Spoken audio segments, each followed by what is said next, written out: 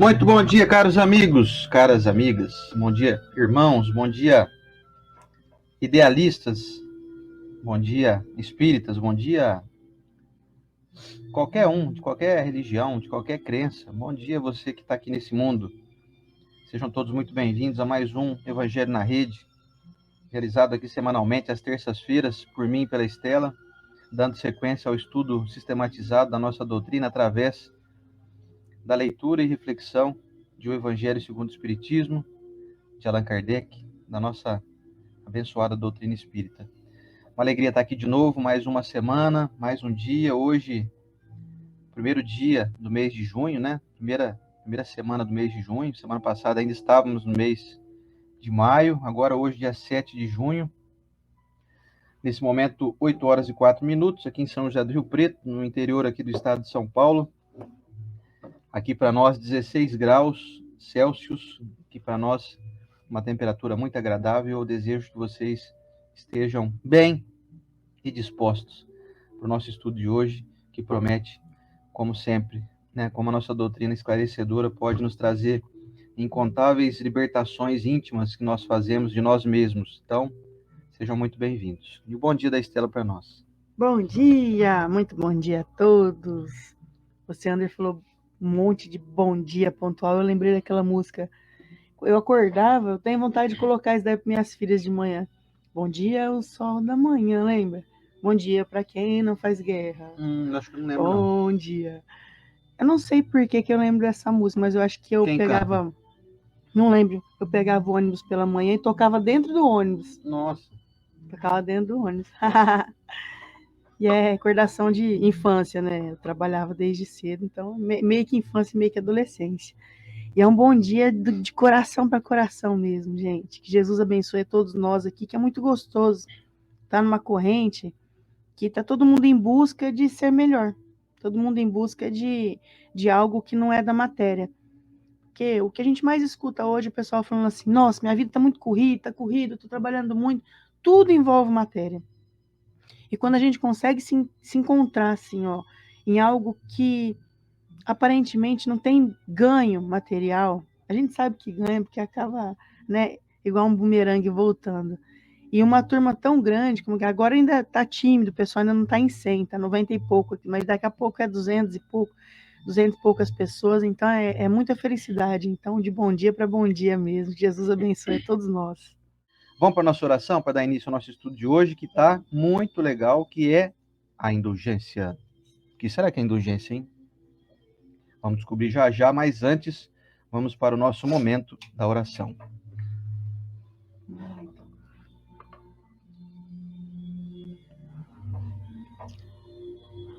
Senhor Jesus, gratidão por estarmos aqui, reunidos para mais um estudo, nos comprometendo, Senhor, em melhoria de nossa alma, de nossa conduta, melhorando assim o mundo inteiro. Amado Mestre, que os instrutores amigos possam cumprir as suas funções, de tentar aqui amolecer os nossos corações, trazer instrução de maneira mais fácil, para que eu fique mais competente, Senhor, em matéria de amor. Abençoado seja cada mente aqui ligada nessa corrente, buscando se melhorar, buscando se ajudar. Gratidão por mais um capítulo de nossa vida, de mais um dia de podermos estar aqui. Amado Mestre Jesus, abençoado seja cada pessoa que passa pela nossa cabeça, que estamos saudosos, estamos preocupados, que o Senhor possa, com seu manto de amor e paz, sanar um pouco dessas dores, dessas aflições. Que possa estender para mais longe ainda, Senhor, até para os nossos irmãos desencarnados, que passam pela nossa mente, muitos deles todos os dias. Gratidão, Senhor, por nos ensinar a amar, ensinar a gente a caminhar melhor, mais leve e assim mais feliz. Que assim seja, Senhor. Que assim seja. Eu trouxe um livro aqui, que acho que ele é novo, aqui em casa. Ah, não, não é não. Ele é antiguinho que a gente vê a capa. Ó o estilinho da capa. Assim, Aulas da estilo. vida. E é dos dois lados, né? Década de 70. Esse livro. Psicografia de Chico Xavier por espíritos diversos. Mensagem do espírito André Luiz. Fuja a maledicência. O lodo agitado atinge a quem o revolve. Vai ter um pouco de ligação com o que a gente vai falar agora no Evangelho. Pois é. E o evangelho de hoje é o de número 74, é a indulgência. Vamos lá? Ver como é que é o nosso evangelho aqui. Nosso livrinho espiralado. Tem a versão Pititico. Versão mini. Capítulo 10º. Bem-aventurados os misericordiosos. Hoje o item 16, ditado pelo espírito de José, um espírito protetor, lá em Bordeaux, na França, no ano de 1863, com o título A Indulgência. Vamos lá? Quem me acompanha aí? Vamos ver quem tá. Deixa eu ver quem tá aí. Eu tô. Tem bastante A gente, hein? indulgência da Estamos nesse momento em 137 aparelhos ligados, dos quais um pela USE de Rio Preto no YouTube, 4 na RAI TV Internacional, 23 na Rede Amigo Espírita no YouTube, 23 no nosso canal Espiritualidade São José do Rio Preto no YouTube, 7 no perfil da Estela no Face, 65 no meu perfil no Face e 9 na fanpage da Rede Amigo Espírita no Facebook. Muito bom. Bom dia também para Sandra Couto, de Goiás, a Cleonice Correia Silveira, de Canoas, Vicente Nicola, nosso amigo, o Alberto Jorge Bastos, de Belém do Pará, a Nivalda Figueiredo, o pessoal está chegando aqui, a Isildinha Barbosa Talharo, o Cesário Dias, sejam todos muito bem-vindos. Vamos à nossa leitura. Espíritas, queremos hoje falar-vos da indulgência, esse sentimento tão doce, tão fraternal, que todo homem deve ter para com os seus irmãos, mas que tão poucos praticam. A indulgência não vê os defeitos alheios, e se os vê, evita comentá-los e divulgá-los. Oculta-os, pelo contrário, evitando que se propaguem, e se a malevolência os descobre, tem sempre uma desculpa à mão para os disfarçar. Mas uma desculpa plausível, séria, e não daquelas que, fingindo atenuar a falta, a fazem ressaltar com pérfida astúcia.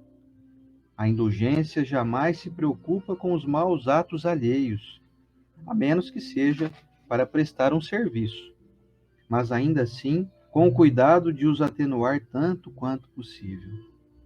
Não faz observações chocantes, nem traz censuras nos lábios, mas apenas conselhos quase sempre velados.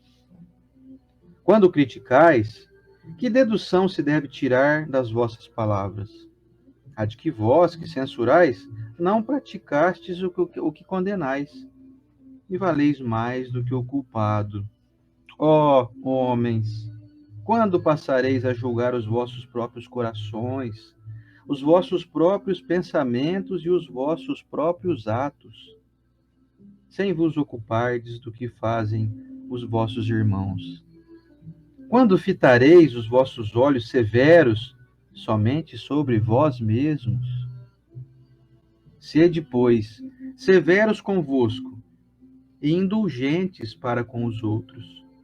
Pensai naquele que julga em última instância, que vê os secretos pensamentos de cada coração e que, em consequência, desculpa frequentemente as faltas que condenais, ou condena as que desculpais, porque conhece o móvel de todas as ações.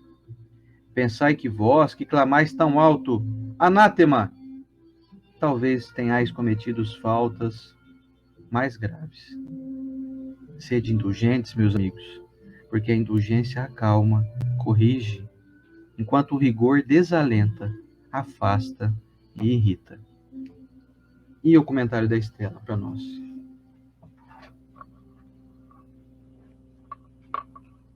Olha que interessante, é quase no meio do Evangelho essa lição.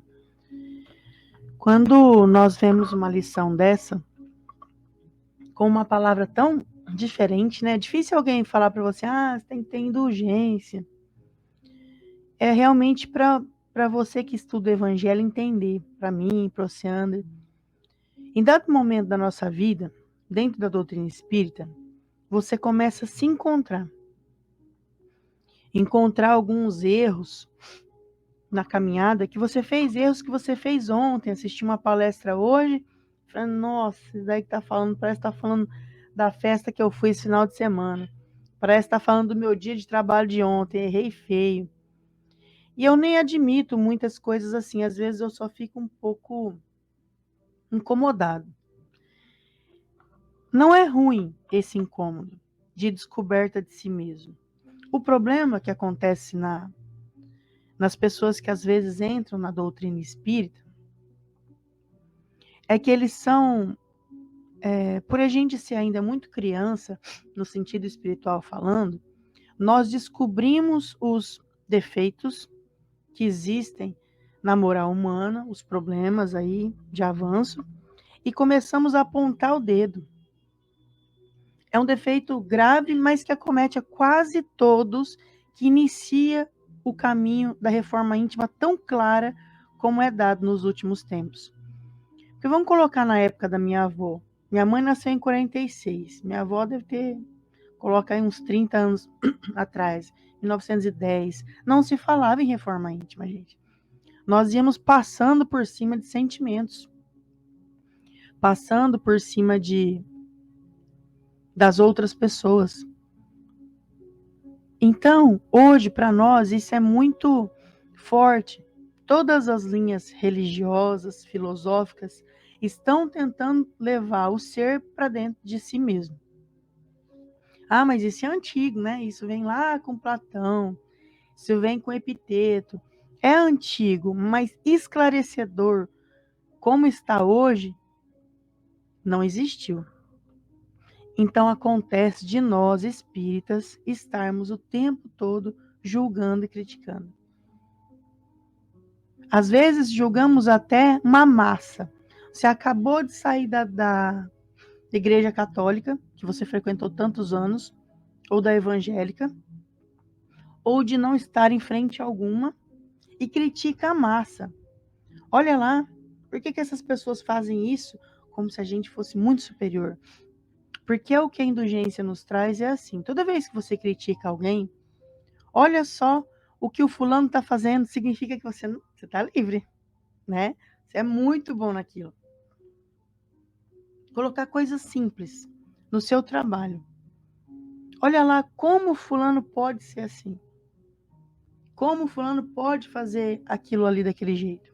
Tira essa frase da sua mente. Tira da sua boca, do seu vocabulário. Como pode? Porque quando nós ficamos muito indignados assim do como pode, significa que você é 100% dentro daquilo. Como pode? E nós não somos 100%. Por quê? É fácil avaliar uma circunstância, um contexto que eu assisti só o trecho que eu quero julgar, sem entrar realmente no todo. Vou dar um exemplo.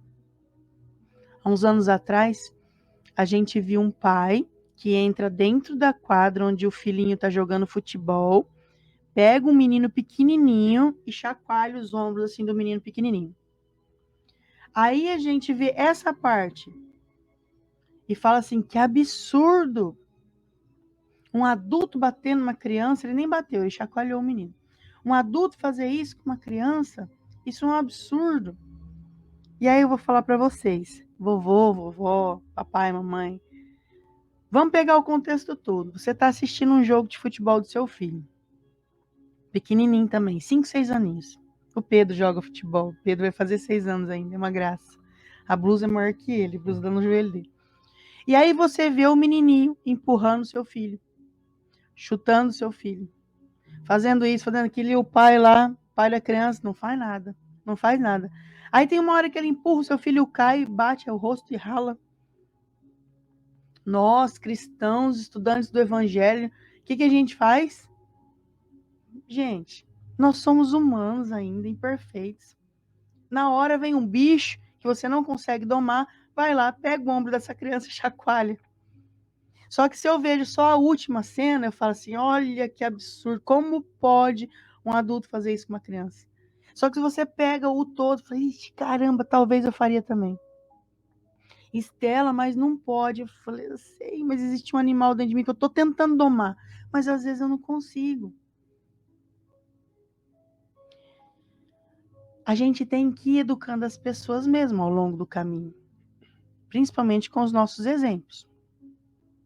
E às vezes a gente tem que chamar atenção. Primeiro, quando a gente for chamar atenção, nós temos que perceber se na hora que eu for chamar atenção, aquilo vai ser realmente eficaz.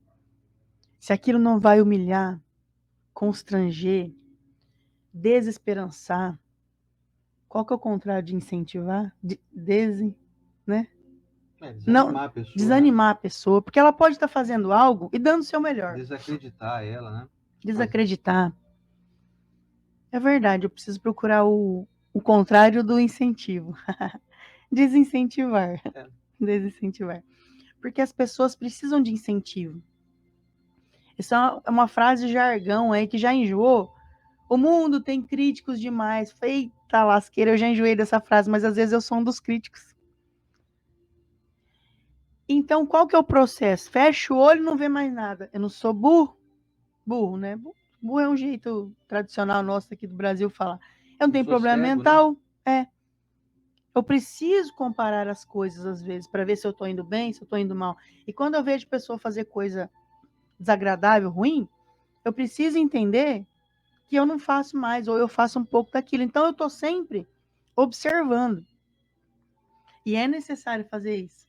Kardec nos chama para essa fé raciocinada. Kardec nos chama para essa visão de comparação. Mas é para a gente crescer.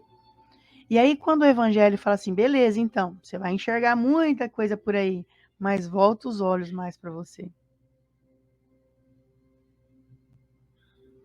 Quando você pensa assim, ó, olha lá a porquice que aquela pessoa faz, como que você faz? Às vezes a pessoa diz assim, ó, ah, eu não cozinho, olha o jeito que aquela pessoa cozinha, é muita porquice, é muita bagunça. Tu nunca fritou um ovo na vida. Você nunca abriu a embalagem de salsicha para pôr ferver uma salsicha. Nem sabe que salsicha tem que ferver. É engraçado, não é, gente? E a gente vai lá e ó, o tempo todo. E, então eu não vou ver nada mais. Não vou ver nada, não vou falar mais nada. Tem uma base de equilíbrio aí. Uma coisa é eu fingir que nada acontece. Então tá, eu sou uma pessoa indulgente, o indulgente ele é submisso a tudo. Não! Mas eu também não preciso ir humilhar o outro, apontar o dedo, criticar o tempo todo. Porque olha só que interessante, a última frase dessa lição. Sede indulgentes, meus amigos. Ó, é um amigo falando para você. Porque a indulgência acalma, corrige, enquanto o rigor desalenta, afasta e irrita. E aí, quando a gente fala que o seu companheiro, a sua companheira, os seus filhos, o seu colega de trabalho vai ficar desalentado, vai afastar essas pessoas e vai irritar essas pessoas, você quer ser assim? Uma pessoa que todo mundo fala assim, ih, tá chegando lá, eu falo, nossa senhora, dá um jeito nisso aqui, ó, parou a conversa, desliga o som. Por quê? Porque a pessoa é muito detalhista demais. Nossa senhora. O evangelho está dizendo aqui, ó, você está desalentando, afastando as pessoas de você e deixando as pessoas irritadas. Ah, não, meu marido nunca vai largar de mim, ele me ama, ele te aguenta, ele te tolera. É isso que você quer para o seu relacionamento? Alguém que te tolera? O Alcântara falava, né? O bom espírita faz as coisas erradas para o outro ter paciência com ele, dá a oportunidade do outro crescer. É lógico que é uma piada, né? O que a gente quer? O que queremos? Ser leves. Em todos os sentidos, né, Luciana? Até ser magro a gente quer. O que a gente quer? Brincadeira à parte. A gente quer ser leve. O que é ser leve? É aquela pessoa que, quando ela vai embora, ela faz falta. Ai, que delícia. E quando ela chega, a gente fica feliz. Será que eu sou essa pessoa? Ixi, Maria. E com filho, gente? Como que com um filho é difícil? Eu estava conversando com a Luciana agora há pouco, com essa lição. Eu falei, Luciana, você tem noção que essa lição, ela abrange todos os ambientes? Todos. Como que você não chama a atenção de um filho? Às vezes, a Lívia, ó, eu tenho um olhar aqui na testa, na nuca. A Lívia tá passando, eu falo assim, vai pôr o chinelo? E ela tá vindo, às vezes, com uma cartinha pra me dar. Ai, que mãe malvada. Mas aí sabe o que acontece? O chinelo, ela vai pegar uma gripe. Aqui em São José do Rio Preto, infelizmente, capacidade de internação de crianças está no limite máximo de problema respiratório. E tudo começa com uma simples gripe. E aí eu falo assim, então, a indulgência, olha, mas não pode chamar atenção. Não é assim. Quando vai prejudicar a pessoa, eu chamo atenção. Agora, o que eu posso fazer? Ela foi lá, ela fez uma cartinha. Aí nessa cartinha, ela pintou tudo de azul e amarelo. E aí eu resolvo falar assim, não, mas você tem que colocar mais cores aqui, para ficar mais bonito. Essa hora não vai prejudicar ninguém ela fazer uma cartinha azul e amarela. Tá entendendo como é difícil, gente? Não vou falar mais nada pro meu marido, então. Poxa, mas eu tô vendo que ele pode se prejudicar. Você ainda não toma muita água gelada, mas vamos supor que eu veja ele tomando muita água gelada. Ele nem toma, né, água Não. gelada. Depois que ele Não descobriu. mais. Não mais. E aí eu falo assim, ô, Sandra, maneira um pouco aí, você tá tomando água gelada, olha a sua voz. Tô falando só detalhes bobos, gente. Mas é porque vai prejudicar ele. Agora, e quando é alguma coisa que não prejudica ele? E não prejudica o coletivo? Só é alguma coisa que eu quero o quê? Como no meu jeito. Quantas coisas você não chama a atenção do outro porque é o seu jeito? Isso, gente. Você irrita, você afasta, você desalenta.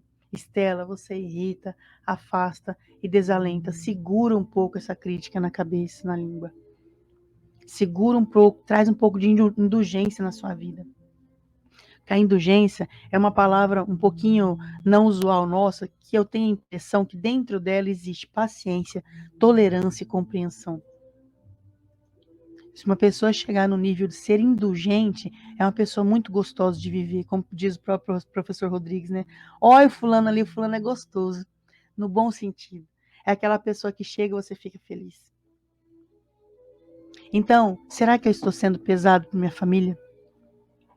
Será que quando a pessoa chega do trabalho, eu tenho que realmente contar tudo de errado que existe na minha vida? O que aconteceu no dia? Será que eu não consigo ser leve? Apontar menos os defeitos? Será que quando eu aponto um defeito, eu também estou apontando a solução para esse problema? Porque muitas pessoas só querem reclamar. Quando você dá a solução, não, isso não é fácil de fazer, isso não... Só quer falar a coisa errada. Estou sendo pesado, desalentando, afastando, irritando. É a última coisa que eu quero ser na vida, é uma pessoa irritante. E às vezes é a primeira coisa que eu sou. Se alguém for me classificar, às vezes os nossos próprios filhos vão te classificar. Como que você é? Irritante. Por que tua mãe é irritante? É porque só chama minha atenção. Ontem, em uma conversa nossa lá no Ailuz, uma das pessoas que conversou conosco falou, nossa, eu lembro da minha mãe. A minha mãe chegava de viagem, nem tinha me visto, ela pedia meu boletim para ver se minhas notas estavam vermelhas e esquecia de um simples abraço. Aí a gente fala, nossa, olha que mãe, hein? Às vezes a gente faz isso. Vê logo o defeito. Esquece de ver a qualidade. Eu tinha muito medo da adolescência da minha filha Lara, né? Porque o pessoal fala mal de adolescente, mal. Nossa senhora, e agora? Como é que vai ser? Entrei na evangelização 3 anos antes dela se tornar adolescente, já era evangelizadora de adolescente. Vixe, muito tempo antes. Eu já era evangelizadora de adolescente, já me preparando para a parada. E ela é de boa. Só que eu tenho que, às vezes, lembrar de elogiar as partes boas dela. Porque eu me preparei tanto para ser uma adolescente complicada, que aí agora ela é de boa, e às vezes eu não falo nada. Então tem esse lado, né, da gente, já que você é, sim, uma pessoa que não é indulgente e vê tantos problemas, por que você também não enxerga as qualidades? Então que possamos, meus irmãos, pegar essas dicas de convivência que o Evangelho nos traz e tornar os nossos relacionamentos mais felizes. Que o Oceano possa estar casado comigo sem ter que exigir o máximo da competência de compreensão, o máximo da competência de paciência e tolerância dele. Que ele possa viver comigo e sentir que eu sou leve. Não, vixe, a Estela tá chegando, deixa eu lavar a louça, deixa eu arrumar aqui, deixa eu fazer não sei o que, deixa eu vestir uma roupa aqui, pentear o cabelo. Por quê? Porque a pessoa é pesada. Ela afasta os outros. As pessoas não percebem que os próprios filhos não querem mais conversar. Perceba se teu filho já não tá mais conversando com você. Sabe por quê? Ah, mãe, não vou falar nada pra você não. Você vem com sermão na minha cabeça. Seus filhos não estão mais te contando as coisas. Você chama pra sair, eu venho no cinema com o pai, com a mãe aqui. Ah, não, vou ficar em casa. Nem no cinema quer ir, chupar um sorvete. Desconfia de você, do seu peso, da sua companhia. Você está afastando as pessoas. Eu conheço muitos casais assim. Conheço muitos pais perdendo a guarda dos filhos dentro da própria casa. Mas eu não estou falando perdendo a guarda judicial. Perdendo a guarda do amor. Afastando as pessoas. Como eu lido com adolescentes, existem alguns que dizem assim para nós: não, mas você, por que você não conversa com seu pai? Por que você não faz assim com a sua mãe? Sabe o que eles falam? Não adianta. Ele é assim, depois eu vou falar isso, aí vai vir contra mim. E sabe o que uma das meninas falou para mim? Falou assim que ia falar para a mãe: ô mãe, a gente precisava se tocar mais, se abraçar. Eu falei: não fala nada, então faz. Aí ela começou a fazer, ela falou que em dado momento de uma semana desse exercício, que a gente cobrou de semana que vem perguntar, disse que a mãe dela falou assim: você tá muito estranha me abraçando o tempo todo. Que boicote para sua carreira de mãe, que boicote para os seus relacionamentos, né? Pode ser que eu seja essa mãe, pode ser que você, Anderson, seja esse pai, pode ser que seja vocês, mas que a gente tem que ter cuidado com isso, tem. Ser leve não é assim deixar os outros passar por cima de você. Não é tirar as regras da casa. Aqui em casa tem um monte de regra. Um monte. E tem que ter, opa, se tem. A disciplina antecede espontaneidade. Então, se você quer um lar harmonioso em todos os sentidos, de afeto, de organização, porque tem que ter um jeito salubre de viver também, não é? Tem que ter regras. Mas essas regras, para serem cumpridas, elas têm que vir por um líder flexível. E um líder que dá exemplo. Então, se você é um exemplo de pessoa, você não precisa nem falar nada. As pessoas estão te seguindo. Comece a perceber se as pessoas estão te seguindo. E é isso aí, gente. Vamos ver o que o Oceander traz de indulgência.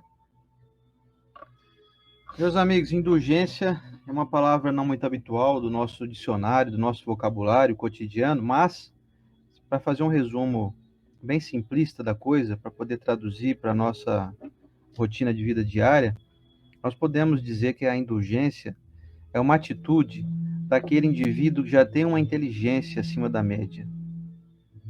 Porque o indulgente é alguém que sabe observar o erro, mas sabe encontrar caminho para ajudar a solucionar ele. E o que habitualmente não acontece é que nós agimos de uma maneira intempestiva, de uma maneira impensada. Nós não desejamos de maneira real auxiliar para que o erro seja corrigido. Muitas vezes nós nos disfarçamos de que estamos sendo indulgentes, mas estamos sendo cruéis. O texto, bem ditado aí pelo espírito de José, né, o espírito protetor, traz até uma menção fazendo uma reflexão seguinte: será que muitas vezes nós não corrigimos outras pessoas ou alguém em específico para justamente deixar evidente que nós então somos melhores? Será que por trás desse desejo de ajudar ou de corrigir não vem uma vaidade oculta, onde indiretamente eu me classifico como alguém superior? Porque se eu estou corrigindo, por exemplo, a Estela, significa automaticamente que eu já não tenho aquele defeito, que eu estou corrigindo ela. Entende? Entende a sutileza do detalhe? Isso pode ser algo que trabalha de uma maneira sorrateira, que a pessoa não percebe, que ela está numa linha de obsessão até, pela chamada fascinação. Já ouviram falar de fascinação? Existe uma fascinação por alguém ou por uma causa. A gente hoje em dia percebe isso claramente nos embates políticos aí. Sem dúvida nenhuma, são obsessões aí por fascinação ideológica. Fascinação por algum político em especial, por algum nome. Políticos de estimação. Isso, políticos de estimação e etc. Mas existe também uma fascinação por si mesmo. Existe uma fascinação quando o indivíduo não percebe que ele age de uma maneira onde, sem ser muito claro para ele, né? Mas para todo mundo percebe isso. Ele não está percebendo que ele está a todo momento buscando encontrar defeitos nos outros e apontando para que automaticamente, então, ele seja classificado como alguém não possuidor daqueles defeitos que ele aponta. Ou seja, eu chego aqui, vejo um defeito na Estela, aí eu vejo o Luciano Praciano, um defeito nele, a Marisa Barreto, outro defeito, na Solange, na Sol Marques, no Luiz Antônio, eu vejo um defeito, na Rosemary Salles, eu vejo defeito em todo mundo. Significa o quê? Que eu, então, não tenho defeito. Ou então, todos os defeitos que eu apontei, eu não possuo mais, eu não faço aquilo mais. Por isso que aquela lição do cisco no olho do outro e da trave no nosso olho é muito real. Tem tudo a ver. Eu vejo muito facilmente o cisco no olho do outro, mas não vejo os defeitos que possuo. E aí, vamos supor que realmente eu não tenho mais aqueles defeitos, não possuo mais aquelas desvirtudes, que eu ando apontando coisas que eu realmente não faço mais. Vamos supor que existem pessoas assim, né? Desvirtude. Sim, desvirtudes. A pessoa não tem mais aquilo. Eu te pergunto um negócio para você responder para si mesmo. Será que o dia que a gente não possuir mais esses defeitos, essas incoerências, essas insensatez, não tem plural de insensatez, né? Essas insensatezes, inventei agora, então a gente inventa a palavra aqui, viu, gente? Eu tava precisando encontrar. Tava precisando agora encontrar um plural de insensatez, a gente inventa uma insensatez, mas não existe não. Será que quando eu for um cara já ótimo, já não tem mais aí muitas problemáticas aí a serem resolvidas, será que realmente a abordagem aos demais vai ser incisiva? Vai ser contundente? Ou será que ela vai ser sutil, ela vai ser discreta, ela vai ser respeitosa? Quando eu for quase um anjo já. Aliás, vamos fazer uma análise aqui. Será que os benfeitores agem assim conosco? Porque eu não percebo nos textos evangélicos, por exemplo, que são ditados por espíritos de alta esfera, de altas competências, nós não percebemos nenhum tipo de achincalhamento. É uma palavra chamando que... a gente de anta, né? Isso. Eles não nos fazem nos sentirmos humilhados. Eles não nos colocam numa posição de inferioridade. Eles ensinam sempre com muita doçura, com muita brandura, com muita coerência, com muito respeito, pontuando de uma maneira que nós não nos sentimos inferiorizados. Você percebe isso? Eu li esse texto aí, eu sei que ele é para mim, a indulgência, porque eu não sou indulgente, mas eu não me senti confrontado, eu não me senti desrespeitado. Os anjos fazem isso, os benfeitores fazem isso. O Cristo fez isso. Não causou constrangimento desleal em ninguém. Até mesmo naqueles que iam apedrejar a mulher adúltera, ele fez com que os indivíduos refletissem. Ele não obrigou as pessoas a largarem as pedras no chão. Ele não deu lição de moral. Ele não foi, por exemplo, assim, como talvez eu seria, né? Ele não foi um Oceander da vida. Talvez o Oceander ia chegar e falar assim, escuta, gente, vocês estão de brincadeira, né? Vocês vão apedrejar essa mulher aqui? Vocês não têm vergonha, não? Ou debochado, né? Vocês estão pensando que vocês são o quê? Vocês estão cheios de defeitos aí. E, né, se a gente tivesse a capacidade do Cristo, né, de observar e de ter a ficha técnica de cada um, já imaginou o constrangimento, hein? E você aí que tá com essa pedrona grande aí, você pensa que eu não tô sabendo, não, que você também traiu sua esposa semana passada? Eu vi lá você ali, naquele lugarzinho, na casa da luz vermelha ali. E você, outra aí que tá com a pedra na mão aí, você sabia? Eu tô sabendo que você tá aí, deixando de pagar um monte de imposto aí, você tá fazendo um monte de coisa errada aí com o fisco, hein? E você, outro aí, com essa pedrinha menor? Você pensa que eu não tô vendo, né? O desrespeito que você trata teu pai e tua mãe, né? maneira desleal como você vive. Então vocês imaginem se eu tivesse a capacidade de Jesus, nossa, com a minha falta de indulgência. Acho que eu arrebentava todo mundo. Mas esse sou eu, né? A trovinha do rei, eu gosto muito dessa trovinha. Coisa estranha é meu defeito. Em mim é coisinha à toa, mas torna forma de crime se o vejo em outra pessoa. Né, rei? Ei, Reinaldo, Cornélio Pires. Gente, nós estamos aqui nesse mundo que é para um ajudar o outro. Nós não estamos ainda num nível de superioridade para poder bater no peito e dizer assim, o defeito que eu aponto no outro eu não faço. Até acredito, tem muita coisa que você vê no outro e que você aponta que você não faz mesmo. Mas pode acreditar, você fazia até pouco tempo atrás. Se não nessa encarnação, na passada você fazia. Porque se não fosse algo que nos incomodasse tanto, nós não falaríamos, nós não ofenderíamos as pessoas que estão em erro. Eu classifico essa palavra de indulgência como uma sensatez. O indivíduo indulgente, ele é sensato, ele é ponderado, ele é leve, ele é respeitoso, ele entende o tamanho do outro e ele busca colaborar. É aquela história que nós já falamos aqui nas semanas anteriores.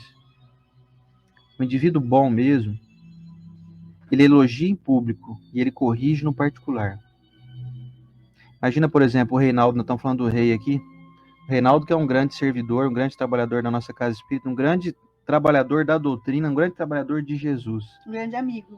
Um grande amigo, um irmão nosso, o Reinaldo. Você imagina se um dia um Reinaldo comete um erro e eu resolvo não ser indulgente, porque ele começa a falar mal dele para todo mundo. Fala, você viu o Reinaldo aí, o que fez lá? Aquele dia? Onde já se viu um negócio desse? Isso daí é uma deslealdade. É uma insensatez muito grande fazer isso. A pessoa produziu 200 benfeitorias. Aí na hora que ela errou uma vez, eu vou lá e vou criticar ela em público. Eu vou contar para todo mundo. E aliás, eu nem falo para ele isso. Eu não tenho coragem de chegar nele com bondade e falar assim, ô rei, vem cá, vamos conversar aqui. Preciso contar um negócio para você. Eu observei outro dia que você fez tal coisa. E olha, posso te dar um conselho de irmão mesmo? Só nós dois aqui. Entre nós, ninguém está ouvindo. Que tal você fazer de tal maneira? Você não acha que seria mais legal você agir de uma maneira diferente, assim, assado? Oferecendo uma alternativa da pessoa dizer assim, não, eu não acho, eu acho que eu fiz certo. Então a indulgência também não pode ser impositiva. A correção ao outro, ela deve ser sugestionada. Ela deve respeitar o livre-arbítrio do outro, de inclusive dizer assim, olha, tudo bem, você observou um erro em mim aí, mas eu não acho que aquilo que você observou em mim, não acho que seja um erro. O indulgente tem que fazer o outro raciocinar e dar a alternativa dele de mudar ou não. Agora, quando é uma indulgência assim impositiva, ó, você tem que mudar, viu, Reinaldo? Porque você fez aquele negócio do dia lá, não é assim não, tem que fazer de outro jeito. Nem é indulgência. Então já não é indulgência mais. Foi feito no privado, foi orientado qual era a alternativa de correção, mas foi feita de uma forma impositiva. Aí já estragou a indulgência. A indulgência tem que vir acompanhada de um respeito e uma compreensão, até inclusive se o outro não mudar. Você pode pensar, você deve ter falado assim já para si mesmo, poxa vida, já me identifiquei. Tem gente que eu já falei, tem um parente meu que eu já falei para ele umas 200 vezes e ele não muda. Então, pois é, ele está no tempo dele. Você acredita mesmo que você vai conseguir fazer ele andar de acordo com o teu tempo? Você acredita que é possível nós modelarmos as pessoas de acordo com o nosso padrão? Eventualmente, você é aquele indivíduo que aprende rápido, que observa um fato, já aprendeu como solucionar ele e pronto, imediatamente você já se transforma. Quer ver? Vou dar um exemplo para ficar mais prático. Você é alguém que quando foi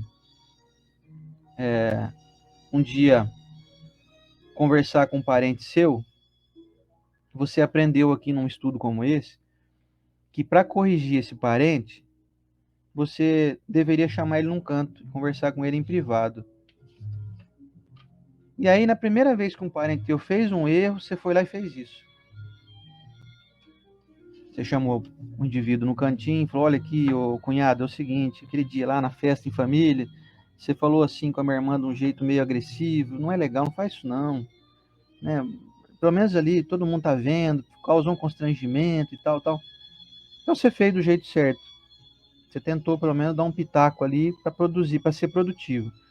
Agora tem gente que aprende a mesma lição, que deve, então, devemos agir de uma maneira privada, de uma maneira mais sutil, de uma maneira reservada. O cara aprendeu, mas ele não consegue. Na hora que ele vê uma coisa errada, ele já solta os cachorros já.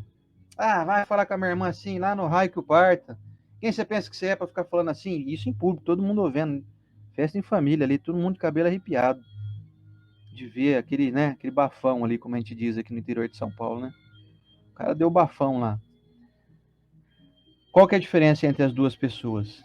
Uma aprende rápido a como agir e a buscar correção. A outra ainda traz ainda muito forte em si mesmo um espírito animalizado, um espírito grotesco, um espírito de um empreendedorismo não muito otimizado, sabe? Não muito bom, porque ele chega já na voadora. E aí como nós devemos agir? Sempre dessa forma indulgente, sempre corrigindo em privado, sempre agindo de uma maneira a buscar ajudar a solucionar, sem ser contundente, sem ser arrogante. Está aqui no final, Estela bem disse. Sem desalentar, sem afastar as pessoas e sem irritar elas. Tem coisa mais irritante que alguém de posse da verdade usa essa verdade como arma para ferir o outro? Tem coisa que mais afasta as pessoas, como a Estela bem disse, do que você é um indivíduo excessivamente rigoroso e que quer padronizar todo mundo ao teu bel prazer? Todo mundo é medido com o seu metro, todo mundo é frequentemente avaliado de acordo com seus ideais, com a sua formação, com a sua cultura, com a maneira como você foi criado, com a tua bagagem espiritual, que até eventualmente é bem alta, bem já repleta de conhecimento. Eu encontro gente muito séria e muito inteligente, muito culta, mas que não tem jeito para conversar com as outras. Ela vai ficando solitária, vai ficando sozinha, porque ela usa da sua sabedoria, do seu conhecimento para ser prepotente. Ela não usa da sua sabedoria para ajudar a melhorar o entendimento daqueles que não têm tanto conhecimento quanto ela. Então vira uma arma na mão da pessoa. Nós não podemos deixar a nossa inteligência se transformar em algo desagradável. Eu tenho certeza que você que está me assistindo aqui tem muito conhecimento de muitas coisas no teu trabalho, na tua rotina de vida diária, na tua maneira de se higienizar, na tua fala. Imaginem vocês, por exemplo, não querendo trazer nenhum tipo de virtude ou de mérito para mim e para a Estela aqui, mas imagine se a gente, de posse dessa visibilidade que nós temos aqui, Passou, falei que ia passar de 200 lá. Estamos em 201 aparelhos agora, olha que beleza. Você imagina assim, de posse dessa visibilidade nossa, nós usássemos o nosso pouco conhecimento para poder ficar dando indiretinha nas pessoas, para ficar fazendo analogias que fizessem induções, por exemplo, políticas, religiosas. Imagina se nós usássemos, por exemplo, o conhecimento que nós temos doutrinário para poder achincalhar e cutucar os nossos irmãos crentes de outras religiões, trazendo então, consequentemente, indubitavelmente, que nós espíritas somos muito superiores, né? Nós temos superior acima, um conhecimento superior acima da média. Seria uma prepotência, um desrespeito e uma desinteligência tremenda. Não podemos fazer isso. A doutrina espírita nos ensina a sermos moderados, a sermos respeitosos com os erros e buscando então soluções para corrigi-los e não para ofendê-los. A ofensa nunca vai ser uma boa alternativa para ajudar ninguém a se corrigir. A humilhação, o deboche, a ironia. Vou contar para vocês aqui de uma questão minha, tá, gente? É uma dificuldade que eu tenho. Eu tenho uma grande dificuldade em lidar com gente irônica. A não ser uma ironia de brincadeira, que nem a gente faz aqui, às vezes, né? A gente faz aqui, eu e a Estela, a gente brinca. Agora, a ironia ácida que eu digo. O indivíduo que ironiza o defeito do outro, ele, na verdade, ele não está em busca de ajudar o outro a se corrigir de jeito nenhum. Ele quer esfregar a cara do outro no chão, no asfalto, assim, ó. E sorrindo, né? Olha só que imbecil esse daqui, Estela, olha, esfregando a cara do outro no chão, assim, ó. Isso nunca vai ser indulgência. A indulgência é respeitosa, ela olha nos olhos. Ela quer ajudar o outro. O indulgente tem desejo ardente de melhorar esse mundo. Ele usa as ferramentas que ele tem de uma maneira sutil, de uma maneira agradável. Ele não é pesado, por mais que ele tenha que ter o pulso firme. Se você tiver a mão muito mole aí, coisa escapa da tua mão. É que nem educar filho. Tem hora que você tem que ter a mão mais firme. Tem hora que você solta um pouco mais. Mas tem hora que tem que pegar no cabresto ali. Não é assim? Agora, a mão excessivamente dura, afasta. O filho não quer ver você nem pintado de ouro. Mão excessivamente dura, a rédea curtinha ali com teu irmão, com teu parente, com teu pai, com a tua mãe, com teu cunhado, com teu primo, com teu vizinho, com teu companheiro de trabalho. Isso aí é pesado. Isso te torna alguém improdutivo. É aquela história de fazer a coisa certa, mas do jeito errado. Eu corrijo, mas eu humilho por trás.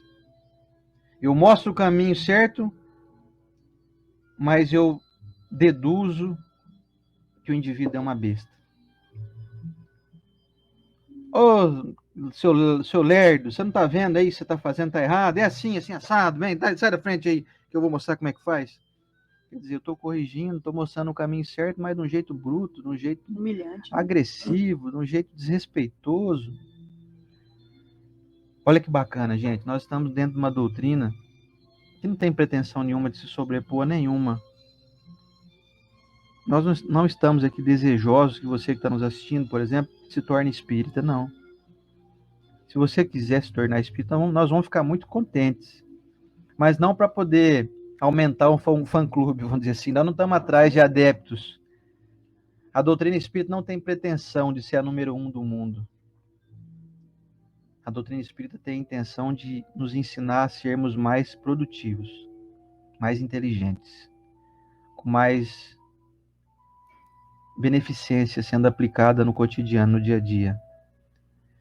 E muitas pessoas pensam que ganhar bônus hora, por exemplo, como a gente estudou no livro Nosso Lar, né, o André Luiz cita a questão do bônus hora, que é assim, cada hora que você trabalha em benefício de alguém ou de uma causa, sem ter uma visão, sem ter aí uma aspiração, sem ter uma aspiração de ganho próprio somente, mas que você beneficia alguém ou uma causa, você ganha um bônus hora, como se fosse, vamos dizer, R$1 espiritual.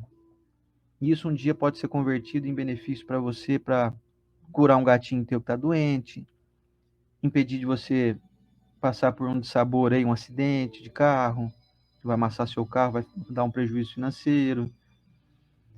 Esse bônus hora, nós podemos conquistar ele muitos por dia, no teu dia a dia, 24 horas você tem, não é? Você parou para pensar que você pode ganhar pelo menos 15 bônus hora por dia? Ah, você está brincando, como é que eu vou conseguir produzir tanto assim? Mas, pois é. Se em tudo que você fizer tiver benfeitoria sendo aplicada aos demais, isso é contado como bônus hora. Se no teu trabalho você é aquele indivíduo que ajuda os outros, compartilhando teu conhecimento de uma forma doce, agradável e respeitosa, você está ganhando bônus hora. Mas tá brincando? Mas no meu trabalho eu sou remunerado para isso. Pois é. Fazer o a mais. Você pode ser remunerado e você pode ganhar bônus hora junto com a tua remuneração monetária, uma remuneração financeira. Você pode fazer as duas coisas ao mesmo tempo. É aquela história de matar 2 coelhos com uma paulada só. Você pode otimizar o teu cotidiano. Você vai dirigir, você está no trânsito. Você não atrapalha ninguém no trânsito? Você dá seta certinho, né? Você não faz com que as pessoas se sintam ameaçadas pela tua presença ali? Isso é dever, né?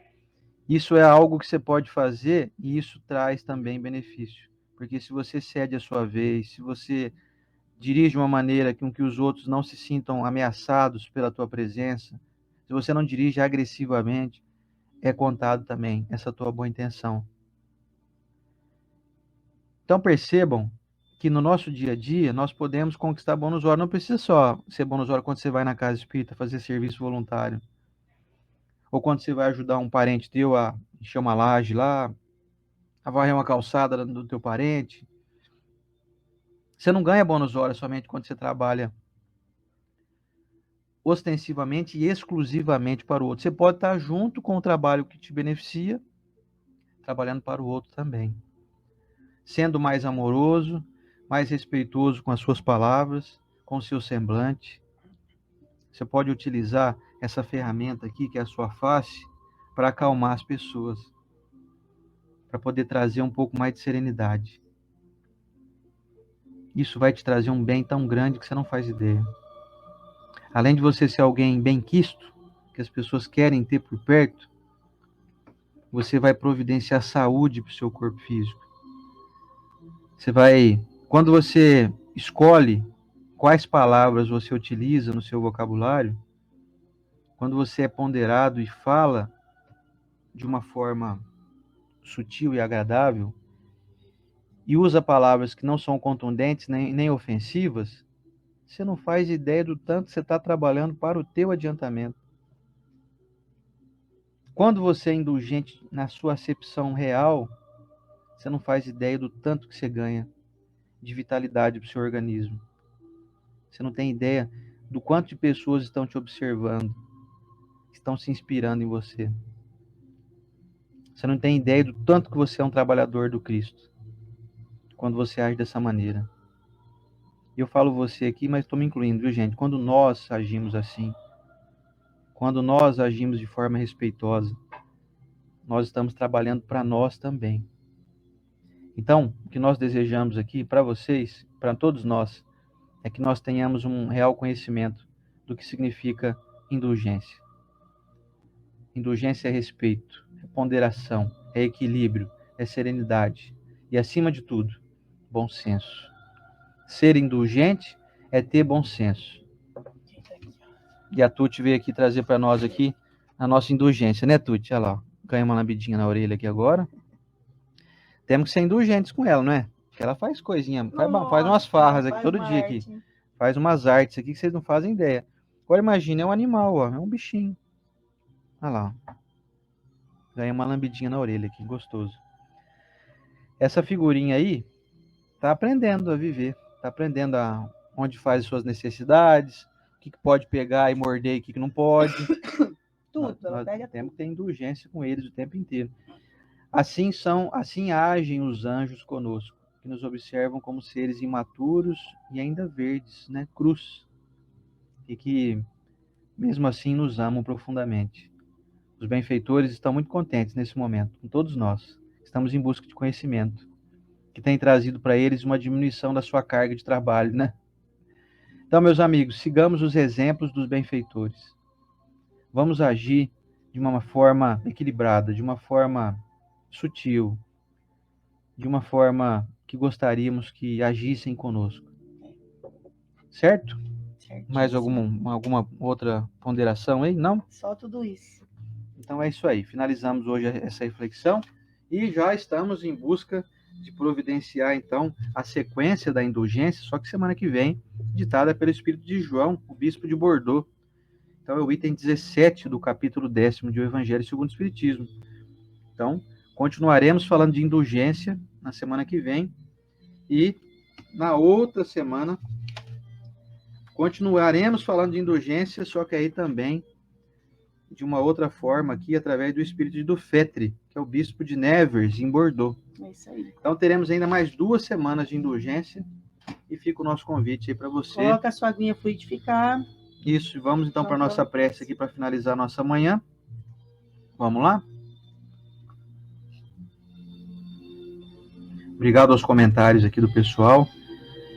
Obrigado a Luciano Praciano, a Lúbia Faleiros, lá de Ribeirão, a Nayara, nossa Nainai, a Luciane Pestilli, todo mundo que veio comentando aqui, a gente lê todos os comentários. A Vera Lúcia Bido Gualupe, de Araraquara, nossa querida Araraquara. Enfim, muito obrigado a todos pela gentileza dos comentários e pela força que nos dão aqui, viu? Vamos lá. Senhor Jesus, divino amigo e mestre, te agradecemos muito por essa manhã tão enriquecedora e que nos enche de esperança de que possamos estar em ação constante no bem. Mestre, queremos trabalhar arduamente para sermos colaboradores teus nessa seara divina, agindo de uma maneira a mais possível parecida com o que o Senhor agiria. Quando formos fazer qualquer tipo de abordagem com nossos irmãos, que nós possamos utilizar essa doçura e essa sensatez exposta aqui através do Evangelho. Que nós possamos nos libertar realmente, porque estamos em busca dessa verdade libertadora. Que possamos dia a dia caminhar mais seguros de que as nossas ações são benfeitoras, corretas, bem pensadas e repletas de serenidade. Senhor Jesus, te agradecemos por essa manhã, agradecemos pelo envio que o Senhor nos faz aí, desses benfeitores, amigos, que nos intuem, que torcem pelo nosso avanço, pela nossa boa colocação das palavras, para que elas possam ecoar nos ouvidos e nos corações dos nossos irmãos. Mestre, quero abençoar cada pessoa aqui que nos acompanha ao vivo, nos dando aí a alegria da sua companhia, nos ofertando a sua amizade, a sua tolerância, o seu respeito, o seu carinho, mesmo diante das nossas fraquezas, das nossas limitações. Nos sentimos privilegiados por termos esses irmãos conosco. Inclusive aqueles que nos acompanham em outro momento, que não podem estar conosco aqui ao vivo, assistem às vezes em outro dia, em outro horário. Que sejam todos abençoados pelo nosso carinho e nossa gratidão. Senhor Jesus Cristo, te pedimos permissão para que estejamos novamente aqui na próxima semana, em busca desse conhecimento, em busca dessa oportunidade de encontrarmos felicidade através dos nossos atos, e que eles sejam cada dia mais polidos, mais belos, mais bem construídos. Obrigado, Senhor Jesus, obrigado, Deus, nosso Pai, por nos dar o direito de conquistarmos a nossa evolução, por nos dar a oportunidade de um dia estarmos em postos mais elevados, através das nossas renúncias, dos nossos esforços, da nossa determinação e da nossa alegria de viver. Na tua bênção, Senhor Jesus, te agradecemos por mais uma manhã tão abençoada. Obrigado, e que assim seja.